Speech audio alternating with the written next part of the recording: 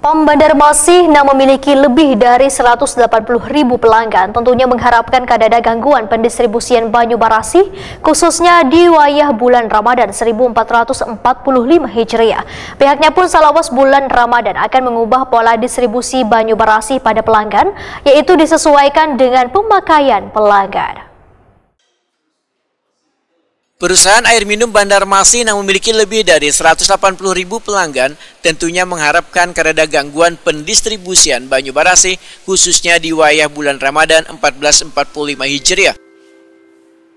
Wali Kota Banjarmasin Ibnu Sina Wahidakuni Prima TV di sela-sela gelaran Pamide Gathering di rangkaian HUT ke-51 perusahaan air minum Banjarmasin di kantor PAM Banjarmasin di Jalan Ahmad Yani Pal 2,5 Banjarmasin besukan Minggu 3 Maret 2024 memadakan bulan puasa adalah bulan suci bagi umat Islam yang melakukan berbagai kegiatan peribadatan.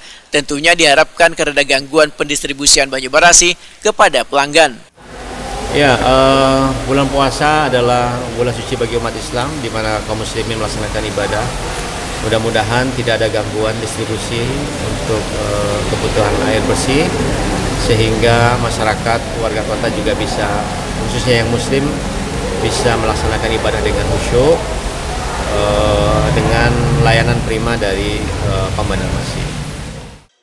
Direktur Utama Perusahaan Air Minum Banjarmasin Muhammad Ahdiat menyatakan selawas bulan Ramadan pihaknya akan mengubah pola distribusi banyu barasi pada pelanggan, yaitu disesuaikan dengan pemakaian pelanggan.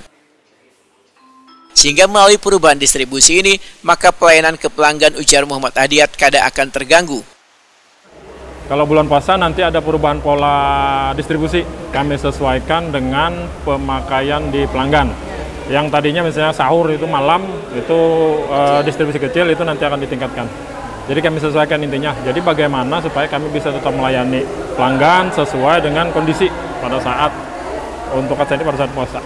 Sampai sejauh ini data pelanggan berapa, Pak? Kalau jumlah pelanggan 180.000 sekian totalnya. Dan itu kalau dipresentasikan terkait cakupan hampir 98% dari total seluruh penduduk Kota Banjarmasin. Dan itu yang akan terus kita pertahankan dan kita tingkatkan. Muhammad Ahdiat berjanji akan terus mempertahankan dan meningkatkan layanan pada ribuan pelanggan perusahaan air minum Banjarmasin yang cakupannya sebesar 98% dari total sabaratan warga di Kota Seribu Sungai atau melingkupi sabaratan wilayah Banjarmasin.